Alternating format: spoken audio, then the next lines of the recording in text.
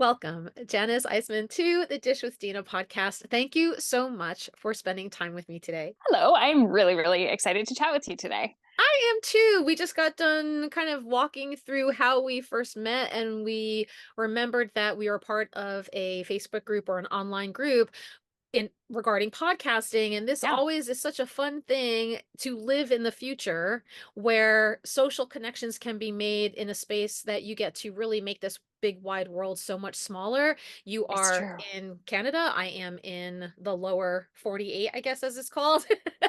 And I'm in New York City, and so we may have never crossed paths, and I'm so glad that we got a chance to do so. So thank you again for being on here. Happy to be here, and I'm also glad that we crossed paths.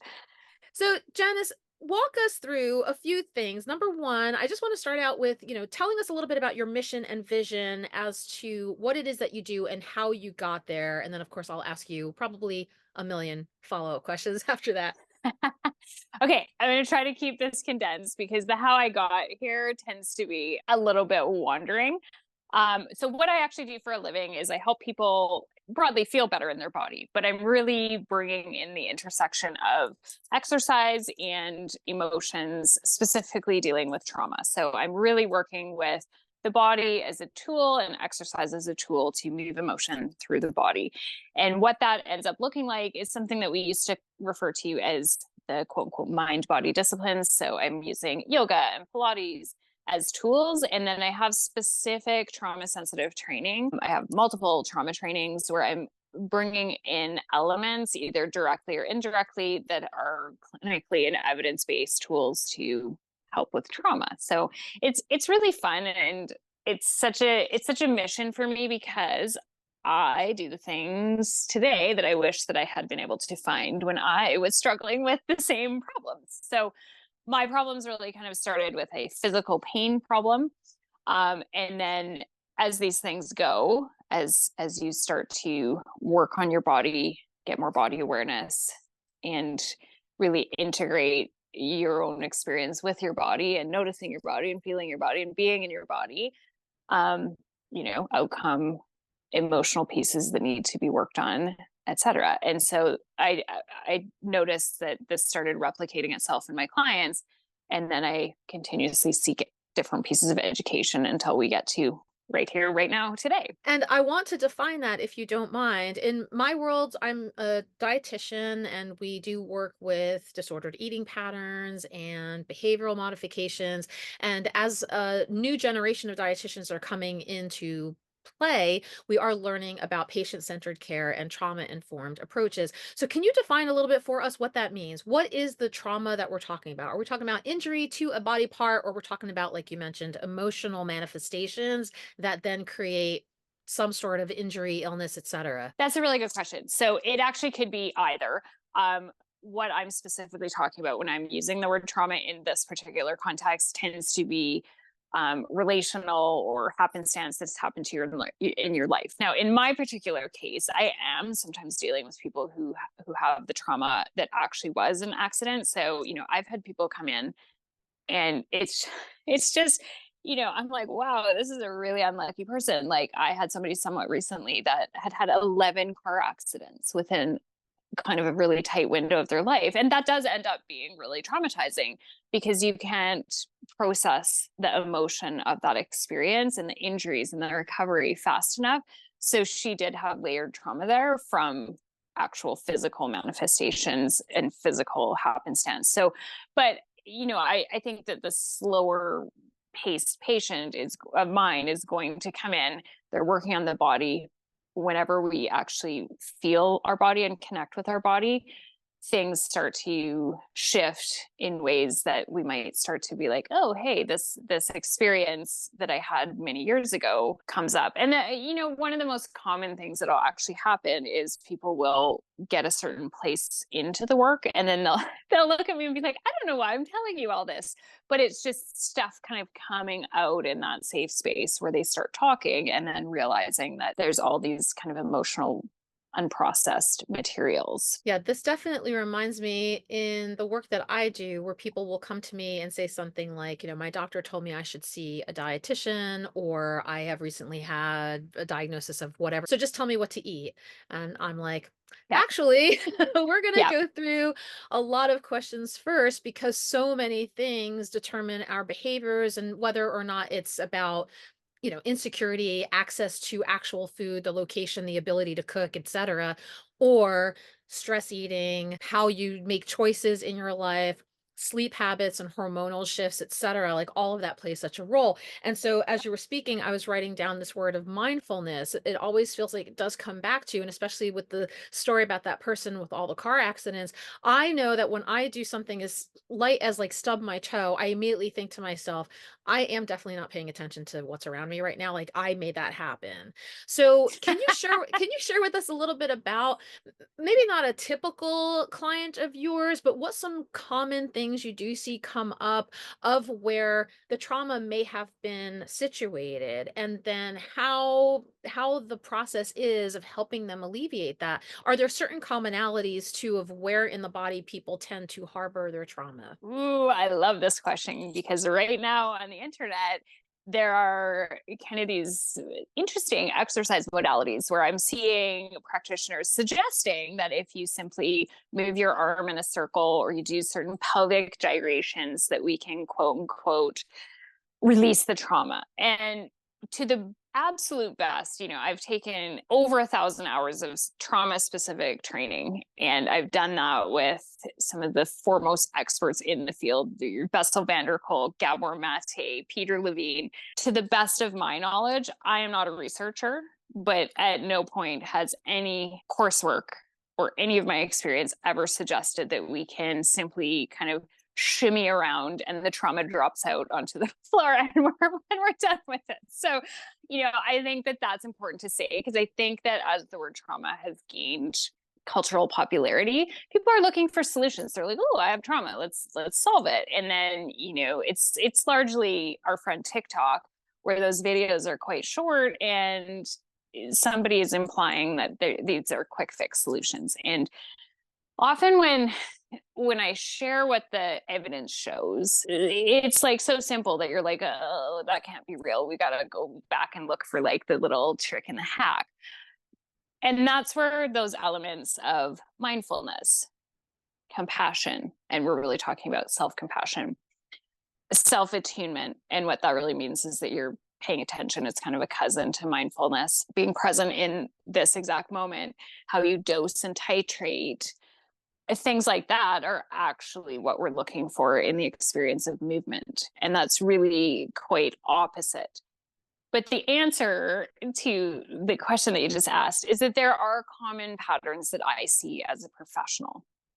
And really, what those end up looking like is that when we have traumatic experiences in our past, we tend to dislike our body and we tend to not be able to feel certain parts of the body. So a really common one is when there is some kind of sexual trauma, people are unable to feel their core, their abdomen, and often they'll almost walk backwards when asked to kind of strengthen that area of the body. So though they're not aware that they're not engaging and that there's kind of no strength there, you can't feel or connect to that area. As soon as we kind of bring in the elements or the concepts of something like a Pilates, which would be more strength based, it's a really difficult thing. And they start to kind of, and it's very unconscious. I'll see muscles tensing up in their neck and muscles tensing up in their back. And so they're trying to put it elsewhere in their body. So those are, and that doesn't mean that if you're somebody without core strength or that you find abdominal strengthening exercises challenging that you have trauma. It's just, I've observationally noted that pattern happens over and over and over again. Certain themes tend to appear in any of these episodes that I do, where it always comes back to how much an individual is responsible for their own health and how much control they have over it and the time that it takes to do that. And it all comes back to where they're prioritizing things. So in the case of, I live in New York City, it's very hustle bustle. Also, depending on the type of industry or profession in which we work, sometimes people are asked to go above and beyond. We're very understaffed. There's a lot happening, taking on more than we want to. And then all of the self care stuff gets put on the back burner. So there's this kind of like juxtaposition of like I want, I work in healthcare and I want to take care of myself, but I also have all these other priorities going on that by the time I come home I'm exhausted and I can't.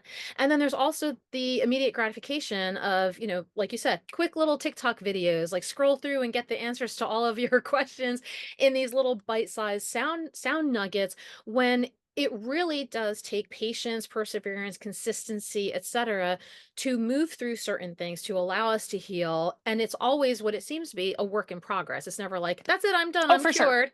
So For share with sure. us a little bit about how do you help people with adjusting their mindset in that of like, this is going to be a commitment, you have to be invested in yourself. Obviously, the first part is coming to see you, but how do you help them maintain that momentum and let them know that they really have to play a role in this actively? Ooh, I love this question too, because I'm going to go on a little rant here, so forgive me in advance. But the way that fitness is discussed in our culture is absolutely terrible, and I can't say that more directly, because what we have is a model that whenever you say exercise, people think of the gym. And we have a lot of research that's coming out of both Canada and the US. We really have the same kind of statistics. About 15% of people go to the gym. So that means 85% of us are not participating in that. And then I've seen other statistics, 85% of people don't get enough exercise, period. When you kind of dig into sleep figures, you're looking at, I think it's around 35% of people don't get enough sleep. So we're literally not going to bed on time in order to sleep enough. Obviously, there's a component in there where there's people that can't exercise or can't sleep for whatever reason. But when we're talking about numbers in that volume, we're going to assume that there's kind of some baseline access issues for people in our culture. When we look at vegetables, I think it's 29% of people purchase enough vegetables to eat their daily servings. So that doesn't mean even that the people who purchase those eat them. It means that our numbers are just kind of on a baseline off. And then when you look at step data, there was researchers in Europe who looked at 700,000 different people, and Canada and the US are sitting around, we're under 5,000 steps on average. So my biggest mission is, we're having all this gym marketing coming at us and all these instant solutions and 3 quick ways and 21-day challenges and join this gym and lift this weight. Most of us don't need to go anywhere near any of that. We need to do the 4 components I just discussed. Buy enough vegetables so that you have your servings for the week. Make sure that you're going to bed in time that you could possibly get your 8 hours of sleep. Check your phone and see how many steps you're getting. And we don't kind of need that 10,000 per day, but 4,400 per day is below a health metric that is helpful. So none of those 3 things have I even talked about exercise. So now when we get kind of into my area of professional specialty, exercise, I flip that on its head too. So when people come in to see me, 99% of them have some kind of pain or ache or kind of something is impeding the fact that exercise feels good. And then when they start the program, most people are really surprised because what their brain says they need is something that's intense. We've got to sweat. We have to change levels and go from like beginner to advanced. And most people don't actually need that. They're stressed out. They're not sleeping. They're not supporting their body with vegetables. They're not getting those daily steps. So step 1 in every one of my programs is let's get your body out of pain, because you're not going to move around. You're not going to engage in the world and do more exercise when it feels bad. And that, in my opinion, is probably because I see it so often, whether it's your hip flexor, sciatica, back pain, you're not going to stick with a gym program ever if it hurts. And it's not, maybe if you're 22, it might magically self-resolve, but most adults, I'm not seeing it kind of just like you wake up with it one day and then it's gone tomorrow. So you're going to have to probably do some work on it. So then another big piece of my work is really giving people agency. So we're really used to in that gym model, we go to the gym and the trainer tells us what to do, or the fitness instructor tells us what to do. And then we move our body in the same shape that they do. And we check in the mirror and we make sure that we look okay. And then we look at our outfit and we check everyone else in the room. And then then we count down silently in our head. So all of that is not happening in my space. So I'm wearing jeans. I'm not exercising with anybody. There's no mirrors in my space. We're not counting down. We don't have loud music. It's like, let's actually feel the body. And for most people, the first session or two, it's a combination between boring and whoa, there's too many things to think about. And that agency is handed back to the client from day one because I'm giving them home-based assignments, projects that they're going to do.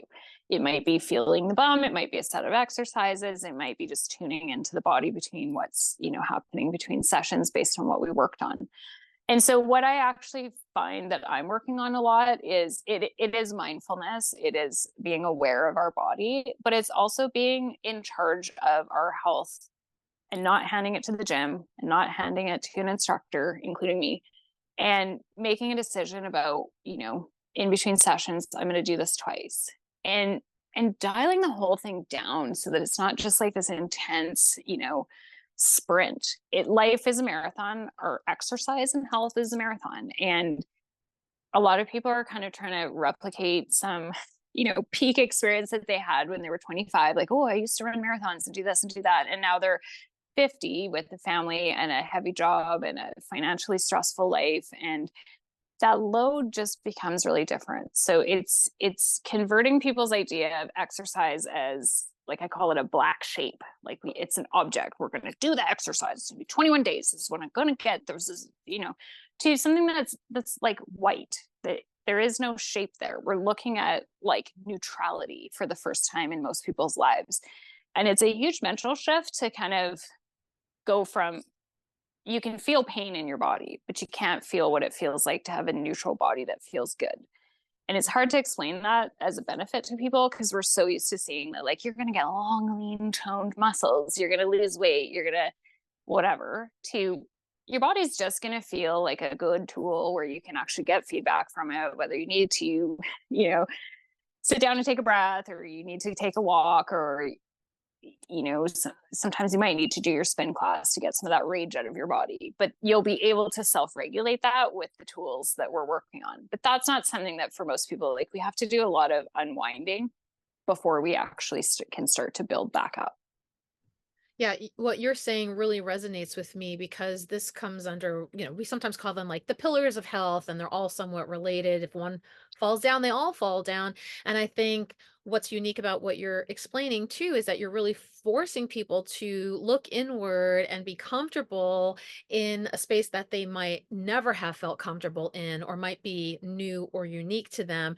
And that in itself is quite an experience too, because then you have to kind of come to terms with, maybe I've been ignoring myself or have not been treating myself well. I haven't been getting enough sleep or eating enough fibrous foods. And when it comes to physical activity, this is something that I know for myself, it just doesn't come natural to me. I've confessed this many times on many episodes, but Me neither. yeah. But I make a commitment because exactly that, like, I am to the point in my life where things are naturally deteriorating. It's up to me to make sure everything is lubricated and stays functioning in a way that I want it to. I don't necessarily want to go run a marathon, but I definitely want to walk around the block and be able to carry stuff up a set of For stairs. sure. And so sitting is the new smoking, as has come to be known, right? Even little things, even getting up out of your chair. So some of the things I recommend when I work with people, interestingly enough, as a dietitian, like I just mentioned, we talk about food, yes, but we also talk about self-care and physical Of course. activity and sleep. And so I'll say set timers, like set timers. If you're the type of person, or in the student's case, you're sitting there cramming and doing your assignments, set 90 minutes, just get up and just move around for 5 minutes, even if it's to go to the bathroom or get a drink of water. It doesn't have to be like a walk around the block, but just to get up, Agree. oxygenated, etc. So all of those things are sometimes new to people who've Yeah. never done those before. So I want to find out from you because you mentioned some language terms that some of the listeners might not be aware of. So what is the difference between Pilates approach, yoga? You also on your website you talk about breath work as well. Share with us a little bit about what these methods and modalities are, how they're similar or different in whatever way. So the best kind of definition, technically, yoga is mobility at your joints. So that's opening, creating space, lengthening, whatever word you want to use, some of them being more or less technically accurate. And Pilates is going to be strengthening at your joint. So Pilates is going to, it's famous for its core strength building benefits, but essentially all the little muscles around the pelvis are going to be strengthened and around the spine. And so while they are quite complementary, and what I would say as well as somebody who's been doing this for 17 years, I've seen them both become a lot broader in definition and also come closer together in the differences. It used to be like 17 years ago, it was like two cats across an alley, like hissing at each other. And that's not the case anymore. So, we've seen different spin-offs of yoga, and Pilates has branched out into, I've seen and attended classes that are a lot more like it's using the piece of equipment called the reformer, and they're actually a lot more like spin class on a reformer where it's the loud music and the kind of counting down.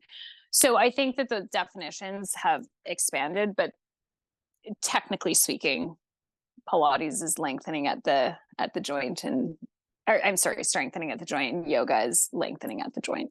And then the role that breathwork plays as well. Can you share a little bit about that too? Because I've done some breathwork things and I've also caught myself not breathing. Like I forget to take a breath Yes, yes, where yes. you would think you would pass out and die, but sometimes it's one of those things where you would think this is an involuntary function, but not necessarily. So share a little bit about the Oh, yeah. breathwork portion. So breath is really fun to me because it's one of the systems that your body can automate. So to your point, you can just kind of cruise around your life and literally give it no thought, and your body's going to handle it. Like your heart rate, your heart is beating, you're breathing. It's just something you have to pay no mind to. But unlike most of the other auto features of our body, we actually also have full control of it. So you and I could literally spend 0 seconds today thinking about our breath, or we could actually kind of do breath work techniques all day long, although I think that would be exhausting, but we could actually control the whole mechanism. So one of the things that I really love about breath in particular is that it's really hard to focus on your breath and also be thinking about other things. So when we move into the world of mindfulness, which really the definition of mindfulness is being present in this moment and not being in the future or in the past, and it's being in our body. So our body is where our presence actually resides. So philosophically we could be like looking around, looking out the window and be present, but it's all coming through our eyeballs, it's coming through our skin, it's coming through our five senses. So where we reside in the present is in our own body. Your presence and my presence are different. You're in a different city. I'm looking out the window at snow on the ground, which I doubt is happening there. So our realities are actually different, even in the same present moment. There's, almost 8 billion people on the world, in the planet, and we all have slightly different present moments. So the only presence that we have is right here in our own body. And the most sharp definition of presence is actually through the breath, because it's absolutely close to impossible to focus on controlling our breath and also be looking out the window and also be kind of considering your to-do list and the itching and the bitching and the twitching that we do when we think about another access point that many people would be familiar with, whether you've done it or not, but most people are kind of familiar with the word meditation. Some people love it, some people hate it, whatever that brings up for you. It's easier in a space of meditation to start wandering down pathways and doorways. Whereas with breath work, we kind of just stay here. So with breath, there's a lot of different techniques. There's a lot of different access points, but it can be as simple as breathing in, breathing out. You don't have to modify anything. You don't have to change anything. From there, you can get fancy with it. You can add holds, you can add counts, you can do quick breath, you can slow it down. Generally speaking, breathing faster is going to kind of add stimulation to your nervous system. Breathing slower is going to bring you down. So just depending on how you want to use it from there, that's where all the variations in the books and the courses and everything kind of come into play. But really, it's that access point to presence, to mindfulness, and to self-awareness. And I think there's something really beautiful about that too, especially in states of overwhelm or Mm-hmm. challenge, in physical or mental states of that. Yeah, So in a physical state, if your body is twisted, you're seated, kind of crunched up or whatever, to be able to center yourself in that moment and just take a breath, or however, absolutely. box breathing, whatever approach you want to take, and just say like, I am in control and I'm present in that moment. And it really does shift people's perspective. Totally. I think that we're living in like the most amazing time in all of humanity where we have access to so much information about different tools. And, I'm always clear that's part of why I have so many different certifications. One tool is equivalent to another tool. So if any part of this conversation about breath work, you're like, nope, okay. There are other tools to have self-regulation, to have mindfulness, to have self-compassion, to have presence.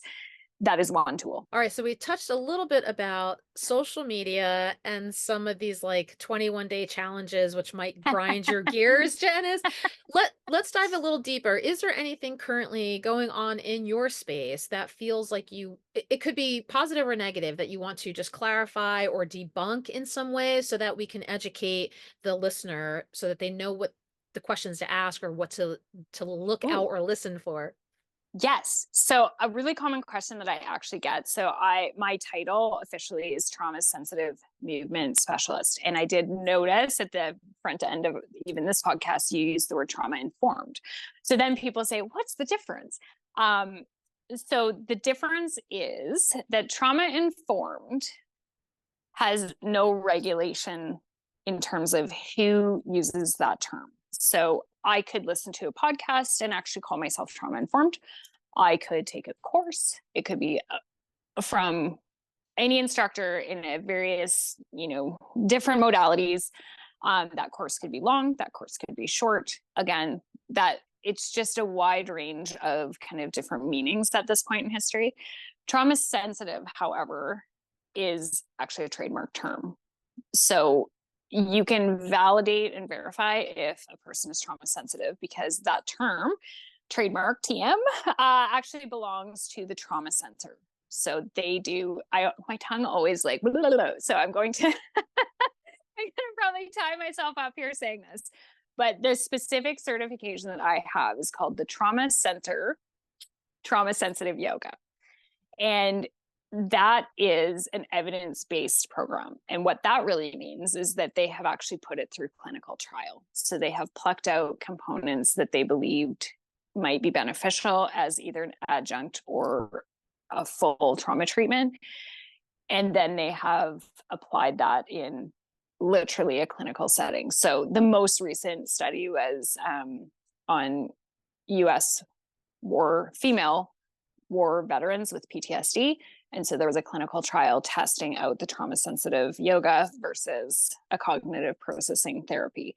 And so one is not better than the other, but I do hear and see a lot of conversation, including some eye rolling about the concept that like, oh, trauma sensitive, but it actually does mean something different because practitioners and clinicians and facilitators who use that term have actually gone through a specific course that is a specific length with specific requirements to graduate. And so if you are looking into the movement world, you're probably going to want to go there because it actually has a meaning in the same way that a dietitian, doctor, and nutritionist do versus a coach. That is exactly what I was just about to say, because we've had podcast episodes before where we discussed that too, of the title protection, the practice exclusivity of things to make sure also that the patient or the client knows the questions to ask or what the credentialing qualifications were. Because just like you said, somebody could work at a vitamin shop, and in our states, the word nutritionist can apply to anybody, but the dietitian, the registered dietitian cannot. So you have to just make sure, are you understanding whatever Yeah. food and drug Yeah. interactions, like that can be, kind of tricky when we're Totally. dealing with people who are Totally. not qualified. So thank you for clarifying that. Is there anything else that gets your goat or gets you heated up that you want to talk about while we're here? I mean, so much stuff does. When it comes to the body, I mean, I think that people are constantly looking for those shortcuts, and so it's really easy to kind of pop onto the internet and start to be exposed to all kinds of different information. And I've recently been seeing a lot of information. TikTok always comes up in this, but something like almost 80% of the information on TikTok is either misleading or actively false. And I think it's, that whole conversation that you were just talking about, it's so challenging because I love the fact that we get various viewpoints and that we get different people that are able to speak, including people from marginalized communities. It's not just this hierarchy of experts. However, I think the risk is that when I see a problem in my body, I want to solve it, that we can go to social media and see information that is misleading and that also doesn't really apply to us. And when I say that, I see and hear, we've got really long podcasts out there, like the 2.5 hour format, professional podcasters creating health content where they're recommending dozens of supplements and talking about different hormones. And there are things at a level that, to be quite frank, none of it matters if you're not sleeping and eating vegetables and going for walks and just, connecting with your body. And so, I could talk about this in 47 different ways for hours on end, because it's really challenging for me to be like, look, you don't need this. Like, you need to go to bed tonight. You don't need this. You need to stand up from your desk and like walk around the block. You don't need, meal timing and intermittent fasting and, certain kinds of like high intensity training. And for the most part, what I see is, and I'm in this too, like, we're living in a completely false environment where we never like touch the ground. We are totally divorced from kind of humanity, community, all of these things. And people are just really stressed out. And so a lot of the solutions that are given are either like quick or they're fast paced or they're high intensity. And so, it's just like, put down your phone. I talk to clients a lot about, like, you have to learn to write the letter A before you can write a page. So that's what I find that we're kind of quick to do, is we're going on the internet and we're seeing like, oh, here's the most complicated solution that you could do and you could buy it, when what we really need to do is learn to write the letter A. Oh my gosh, once again, you're very much speaking my literal language, because there have been many a time that I've gotten on my soapbox on these episodes and I've said similar things where there's an elitism to that as well. Sometimes, Yeah, buy my yeah, yeah, high for sure. ticket concierge program of whatever that's going to cure everything, but then you're not addressing a person's lived experience, history, trauma. You don't need to buy organic vegetables if you're smoking and drinking. You know what I mean? Like, you don't have to worry about that if you're stressing out and Yeah, not sleeping properly. yeah, So let's talk about the root causes, everyone, and no quick fixes. I hope at the point, yeah. almost 8 seasons in, I think at the time of this recording, I hope if anybody's out there listening, you understand that the quick magic cure is not going to be realistic or sustainable. So, Janice, let's talk about a current week in the life of you, right? We're health and wellness professionals.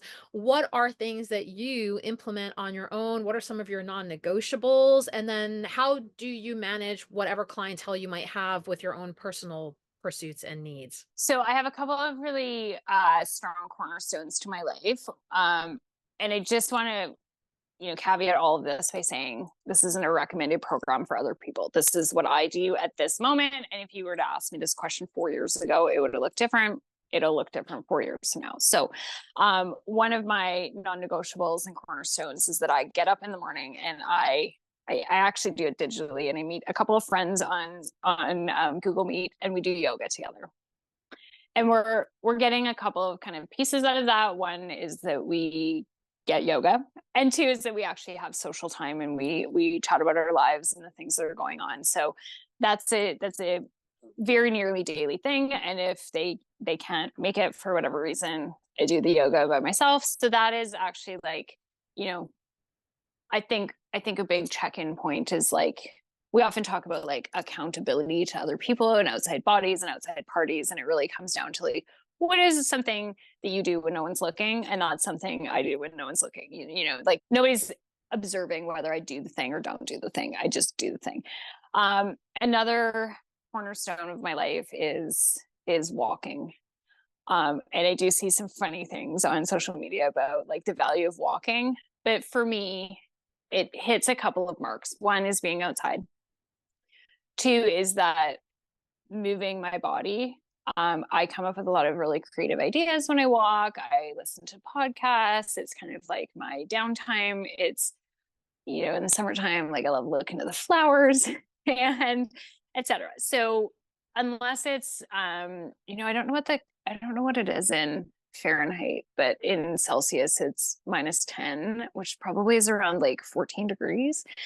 I don't walk when it's colder than that. I'm like, no. But unless that's the case, I'm trying to, I get an average of just shy of 10,000 steps a day all year round. So, and I had to do a lot of work on this, but like, I'm not rigid about it. Today we had a foot of snow, and it's like not the snowy time of year. It's just what happened. So I won't get my steps in today, but there was a day last week I had 16,000 because I was busy. And so I just kind of look at it over a week, over a month, and then over the year, and it kind of all works itself out. Another huge cornerstone of my life is community service and volunteering. So every single week I am giving time to organizations around my city, whether it's and I have quite a range of different things that I give to kids charities, a lot of different arts and cultures, museums, different festivals that run in the city. So that is a non-negotiable for me because I grew up in a really small town where if you want things to happen, you have to contribute to them. And so for me, it kind of hits a couple of targets. There's social connection, there's giving back, there's making these things actually, they wouldn't fall apart without me, but like I become a contributor in this is important to me. And so we want this to exist. So I will give my time. And then, there's a lot of research that is actually super beneficial for your mental health. But I will tell you, it helps me get my steps in too. So there's that too. And then, obviously I practice what I preach to try to go to bed in time to get my hours of sleep.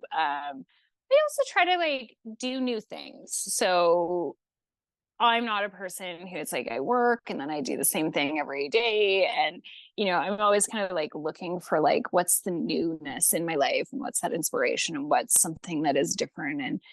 And that way I'm kind of constantly growing and changing. And then the final thing I'm going to say is education. So whether I'm listening to podcasts or taking a course or reading a book, I'm kind of like a little magpie for, for new information. And I find that what that does is it allows me to take in things from disparate sources. So I'm not kind of just in this rabbit hole of like, oh, here's everything about fitness. Like I've ended up merging kind of two different fields, even in my day-to-day work. But I have a couple of nutrition certifications. I take business courses. I kind of roll around and dabble here and dabble there. And it's remarkable actually how much totally different fields will kind of have the same trends or the same messages or things kind of pull together. So I don't think I have a regular day to day, but those are kind of things that I do every day. Right, like if everything else goes awry, at least you try your best to hit those Mm-hmm. marks because that's what helps you stay focused and grounded. And Yeah. I often, so I absolutely agree with acts of service that if you ever feel overwhelmed, stressed out, frustrated, go outside and volunteer and do Yeah, something, whether it's community totally. gardening or working at a soup kitchen or whatever, your whole mindset will shift. The outdoors Yeah. thing I love too. I mean, this is kind of the joke about living in New York City. Is it fresh air? I mean, who's to say? But We definitely have a lot of green spaces. Hello, Yep. Central Park. We definitely have a Yeah. lot of water spaces because every Yep. one of our boroughs is on the water. And there's just something about, not being confined to your 15-inch monitor or your 20 square feet room. It's about like allowing your eyes to gaze upwards and outwards and just give yourself some relaxation and deep breaths and just enjoy the outdoors. I mean, you think about when you were kids, it was always like, go play outside and get out of the house. And we don't do that anymore.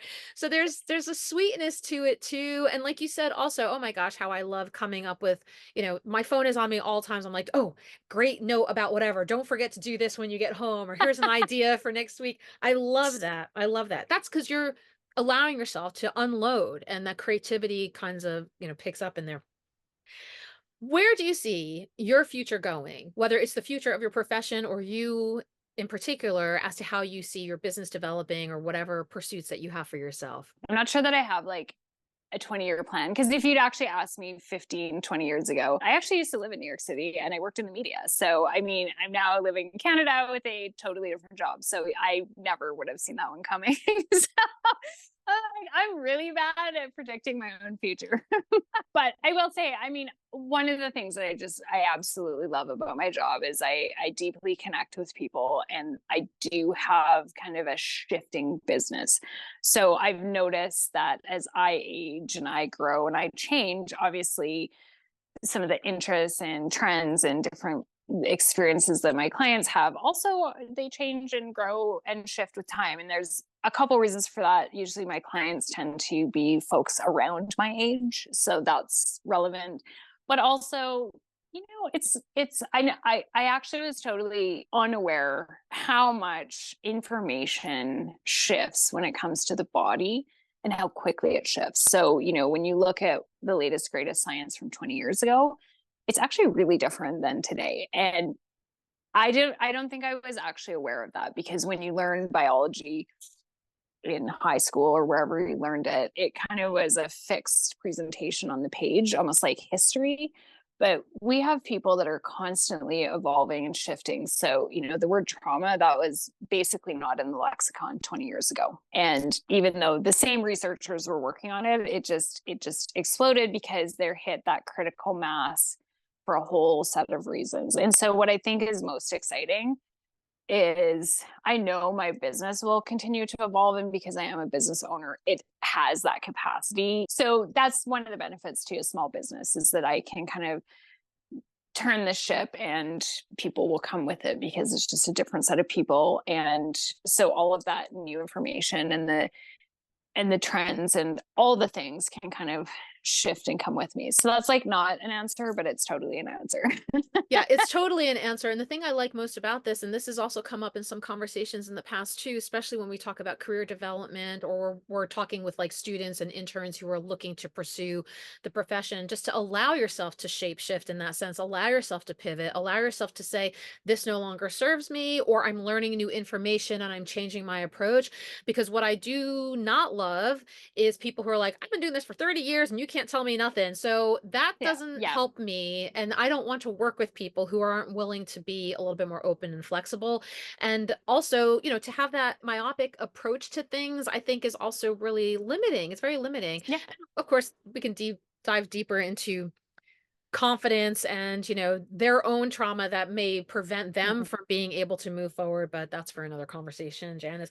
So with the time that we have left in our conversation, is there anything that we didn't cover, anything that I did not ask that you might want to share with our listeners or our viewers? I forget we're on YouTube now too. This is my new thing. Yeah, I mean, I think the most important thing is something that you already hinted at, which is you need to stand up. We don't really talk about that enough in our culture, because again, we kind of talk about exercise, and I try to promote the difference between exercise and movement because they are kind of different. But I think there's not enough emphasis on the value of literally standing. And I have a couple of friends that laugh at me because I actually one of the avenues I choose to do that for that is like I hand wash my dishes because I actually kind of also like it. But I currently have a dishwasher and I still hand wash my dishes because like I get that kind of sense of accomplishment. But I look for opportunities to stand. And that's a crazy thing that we're at that place in history where we have to do that. Our millennials and Gen Zs and Gen Alphas or whoever it is now, that's just even more true for this whole collection of people. So we went from kind of a circumstance in the dietary world where we went from malnourished, undernourished, starvation was kind of a huge problem even into the 80s on the planet, to now we're overfed. And because we also really focus on kind of like personal responsibility for that, but we also really have to look at like what those barriers are for people. And so to me, things like standing is still approachable. It costs no money. It's something that we can do. And so I think, I often think about this complex problem that we have where it's like we've had messaging for 30 years at least to eat less and move more, and it's not working. So like, how do we break this down into things that people with barriers and with kind of complex situations can do? And actually for the YouTube folks, I sit on the floor like when I do these. And one of the things, like if you're watching the YouTube, I've moved around, I've shuffled my legs, I've, and even something simple like that, my body has to move more. And that contributes to my joints being more lubricated, my body having more energy, my emotional states being more even, etc. So I think that's a long-winded kind of like, it doesn't have to be kind of that traditional exercise. This feels like a full circle moment to me because my very first podcast interview was with a doctor of physical therapy who was saying exactly that. While at the time when we were just doing the audio recordings, she had said, "You can't see me, but I'm moving over to my window. And now I'm putting my foot up on here." And Yeah. honestly, I also want to acknowledge, okay, we mentioned earlier too, some people might have illnesses and injuries or Sure. Yeah. mobility issues. Move what you can is really the Yes. concern there, Yes. because you're going to have limitations, but you're probably also going to be working with a doctor or a therapist who's going to give you instructions on how to make sure that you're not atrophying. And so make sure that you are doing those things. And then I also really appreciate the nod to potential systemic issues that happen that prevent us from being able to access healthcare with these kind of insecurities. That it does take all of us to kind of chip in and make sure that we have the infrastructure and the items that are needed. At the very least, we can hopefully be able to just move what we can when we can. So I very much appreciate that, Janice. My final two questions, my two-part questions for those of you who've heard me saying this before, this is my pun intended. What is on your plate today, Janice? Meaning, number one, figuratively, what is the thing that you're going to work on as soon as we disconnect from each other or do? And then number two, in the literal sense, what is the next meal that you are eating? I can tell you what the last two things I ate were. I actually air fried some tofu and then ate it with like a vinaigrette and some hot sauce, and um, it was just like phenomenal and like a total plug for my air fryer. I use it like every day for all the things. And there's a local cookbook author in the city where I live that calls it the hair dryer for food. It kind of is. And every time I use it, I'm like, yeah, it's totally hair dryer for food, but I'm in. I'm all in. And then a friend actually, this was so nice. I'm like kind of having a bit of a hard week, and they sent me a text, said, "Open your door," and there was like this coffee that's in my hand and like a couple of little treats. So kind of loving that. So that's what's on my plate, is like a little bit of love from a friend. That is so lovely. And it's been so Yeah. lovely getting to know you and learn more about your career, your work, also your personality, which I'm in love with. Like I always say, I'm so glad to be able to continue these connections in the virtual space, because it really does play a role in allowing us to broaden that scope of our connections and our network. And then in the reverse effect of making this very big wide world a little bit smaller, so we become all interconnected in some way. So thank you so much for spending time with me today, sharing your message and leaving us with some really great takeaways. Much appreciated. Thanks so much for having me. This was a lot of fun.